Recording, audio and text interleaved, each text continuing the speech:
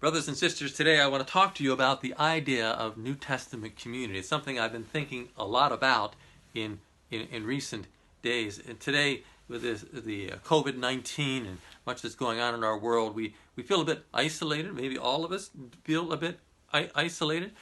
But you know what our hearts yearn for is not getting back to normal, even though we oftentimes might think that way. What our heart truly yearns for as followers of Christ is New Testament community.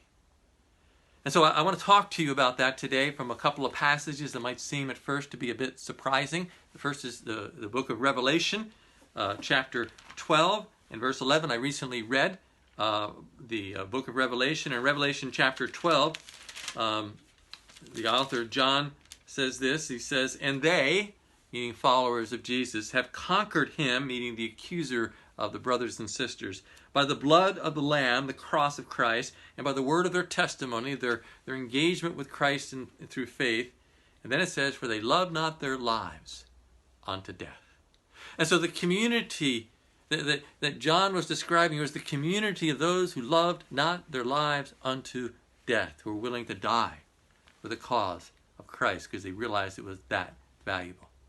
So the second passage I want to read for you is found from Luke's Gospel, chapter 9 and verse 23. And Jesus says in that passage, he says, "If anyone would come after me," if anyone wants to be a believer, a follower of Christ, he says, "let him or her deny him or herself and take up his cross or her cross daily and follow me." Now, those who were listening to Jesus that day understood what he meant when he said, "Take up your cross." It didn't just mean something that's kind of difficult. The cross was a symbol of death. It was crucifixion. They understood that. To take up your cross is to be willing to die for Christ, to die for the sake of the gospel. And so Jesus was inviting people into a community of people who are willing to die daily, take up their cross daily for him. Stephen Douglas, who is the president of the mission organization Cru, was once speaking of a group of churches, Christians in Asia, and he said they would begin their day by saying to one another, "Today I prepare to die for Jesus." He says that solves a lot of issues once you've settled that. You see, being willing to die for the sake of Christ, to love not our lives unto death, is foundational, first, to the Christian life and experience. But here's what we oftentimes miss. It is also foundational to true New Testament community. We must begin there. Found our community on the fact that we together are willing to die for the cause of Christ. Francis Chan, in his recent book called Letters to the Churches, talks about this issue, and he says in part of it, he says that we have a warped view of what it means to be a Christian. And he's talking about that idea that, what does it mean to be a Christian? Is it just to kind of have an intellectual faith and become an attender of a church, or is it being willing to follow Christ, deny ourselves, and take up our cross daily?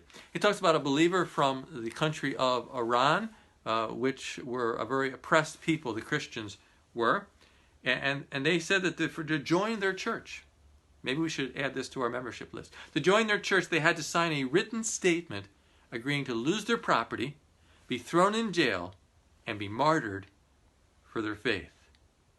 And then Chan notes this, he says, "Interestingly, some research shows that Iran has the fastest growing evangelical population in the world." You see, it solves a lot of issues when you settle who you're willing to die for in life. And so if we are to have New Testament community, a Christ Community Church, if we're to impact our world, if we are to be the kind of church where God is adding daily to their number, we have to settle that issue in our hearts and minds. We do.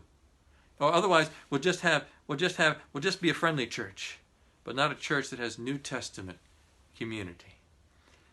So I've asked myself often in recent days, I said, am I willing to die for Jesus? And of course, no one can answer that question with absolute certainty. But I'm willing to be willing to die for Jesus. That's the foundation, I believe, of New Testament community. And I'll talk more about that in the days to come. Thanks for listening.